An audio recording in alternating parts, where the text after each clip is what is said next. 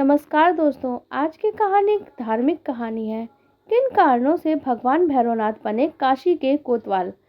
जब सभी साधु संतों और देवताओं के समक्ष ब्रह्मा जी का पांचवा शीश शिव के बारे में गलत बोल रहा था, तब एक दिव्य शिवलिंग से एक बालक भैरव का जन्म हुआ, जिसका उद्देश्य ब्रह्मा जी के झूठे अहंकार को खत्म करना था। जब भैरव ने अपने नाखूनों से ब्रह्मा का पांचवा शीश काट कर अपने हाथ में धारण कर लिया, तब शिवजी प्रकट हुए। उन्होंने भैरव को बताया कि तुम ब्रह्म हत्या के पाप के भागी हो और इस पाप के लिए तुम्हें भी आम व्यक्तियों की तरह दुख भोगना पड़ेगा ही।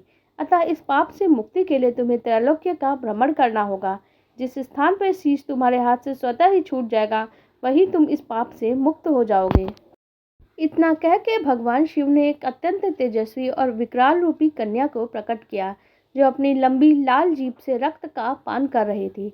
उसके हाथ में खप्पर खून से भरा था और दूसरे हाथ में अति तीक्ष्ण तलवार थी। वह कन्या ब्रह्म हत्या ही थी, जिसे शिव ने भैरव के पीछे छोड़ दिया था, जो इन्हें कहीं सुखपूर्वक नहीं बैठने देगी। भैरव शिव का आदेश के अनुसार अपने पापों के मुक्ति के लिए तीनों लोकों की यात्रा पे निकल पड़े। अनंत काल तक यह यात्रा चलती रही और ब्रह्म हत्या नामक वह कन्या उनका पीछा करती रही। एक दिन भैरव जी काशी नगरी में प्रवेश कर गए। उस नगरी में उस कन्या का प्रवेश करना शिव आदेश के अनुसार मना था और इस तरह से उस कन्या से इनका पीछा छूट गया। काशी में गंगा के तट पर एक स्थान पे भैरव जी से ब्रह्मा जी का शीश छूट गया और वो हमेशा के लिए इस पाप से मुक्त हो गए। यह स्थान कपाल मोचन नाम से प्रसिद्ध हुआ।